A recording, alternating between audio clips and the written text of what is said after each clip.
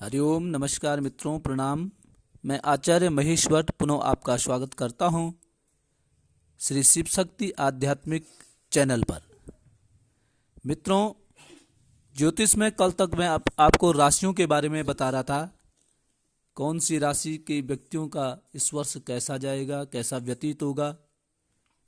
थोड़ा मैंने काल सर्प योग के बारे में बताया था कि काल सर्प योग कैसा होता है, क्या होता है। उस पर भी मैं विस्तार से आगे चर्चा करूंगा। परंतु आज मैं जो आपको जानकारियां दूंगा वो जन्म कुंडली में जो मुख्य भाव होता है लग्न का। जन्म कुंडली जैसे आप देखेंगे, अपनी जन्म पत्रिका खोलेंगे, उसमें जो मुख्य भाग होता है ये होता है लग्न का सेंटर। इस चीज से हमें पता चल जाता है कि हमारा जीवन में क्या होने वाला है, कैसे होने वाला है, क्या घटनाएं हमारे साथ घटित होने वाली हैं। तो ये मुख्य भाव होता है जहाँ पे मैंने ये एक लिखा है। आप भी अपनी जन्म कुंडली खोलेंगे और उसमें ये अंक पाएंगे। किसी में 1 होगा, किसी में 2, किसी में 3, किसी में 4, किसी में 5। इस प्रकार से 12 अंकों में से कोई ना कोई एक अंक होगा और उस अंक का महत्व होता है। उस अंक का महत्व क्या होता है, उसी के बारे में आज मैं आपको जानकारियां दे रहा हूं। यदि आप अपनी जन्म कुंडली खोलते हैं और यदि आपकी जन्म कुंडली में ऐसे एक लिखा हुआ है तो आपको माना जाएगा कि आपका जो लग्न है वो मेष लग्न है, अर्थात पहला लग्न आपका है। तो मेष लग्न जिस जातक का होता है उसके बारे में आपको जानकारी दूंगा। यदि आपको पता नहीं कि आपका लग्न क्या है तो आपके इस प्रकार के लक्षण आप में मिलते हैं तो ये समझो आपका भी मेष लग्न है। क्या है कि शरीर लाल होना, शरीर लाल, कफ पर प्रकृति के आप हैं, क्रोध आपको अधिक आता है और कृतघ्न भी हैं। थोड़ा दिमाग भी आपका कम चलता है, स्थिरता युक्त हो और हमेशा आप यदि हारते हैं तो स्त्रियों से हारते हैं और नौकरों से भी आप यदि हार जाते हैं तो आपका भी मेष लगन है, मेष लगन के आप प्राणी हैं। यदि सेंटर में 2 लिखा है, इसी स्थान पे यदि 2 लिखा है तो उसको कहेंगे वृष लगन। और वृष लगन का जो जातक होता है उसमें एक तो मानसिक रोग भी होता है, अपने लोगों से अपमानित भी होता है और दूसरों के लिए परेशान होता है, कलहयुक्त झगड़ा इत्यादि करता रहता है और हमेशा दुखी उसका जीवन रहता है।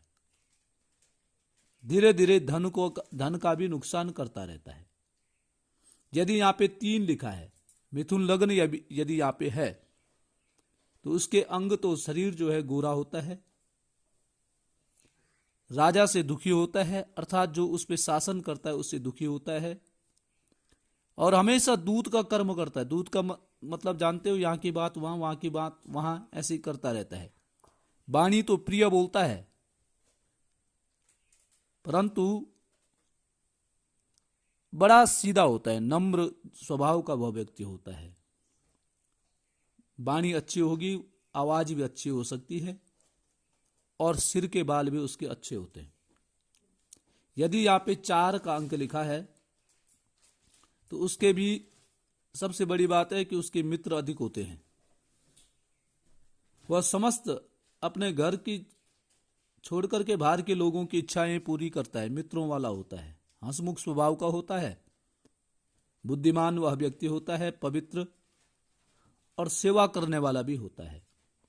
यदि बात करें यहाँ पे 5 अंक सिंह लग्न, 5 यदि यहाँ पे सेंटर में लिखा है सिंह लग्न का व्यक्ति, उसका जो रंग होता है थोड़ा सा पीले कलर का उसका रंग होता है, गैस और कफ से पीड़ित होता है, मांस खाना पसंद करता है, क्रोधी और सूरवीर होता है और हमेशा भ्रमण करने वाला, स्वच्छंद रहने वाला ऐसा व्यक्ति होता है।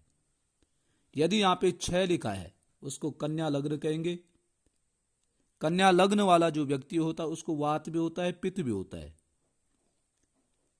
स्त्रियों से पराजित हो जाता है, मायावी हुआ होता है, उसके पता नहीं चलता, उसके रूप का, उसके कार्यों का पता नहीं चलता है, क्या करता है क्या नहीं करता है। और शरीर थोड़ा सा कमजोर होता है, उसको नसों की इत्यादियों की दिक्कत भी होती है, नसों पे ध्यान देना चाहिए उस व्यक्ति को। यदि यहाँ पे 7 लिखा है तो वह व्यक्ति तुला लग्न का कहलाएगा। तुला लग्न वाला व्यक्ति कफ युक्त होता है, सत्य वक्ता होता है और हमेशा स्त्रियों में आसक्त रहता है, इधर उधर भ्रमण करता रहता है, घूमना फिरना उसको अधिक पसंद आता है।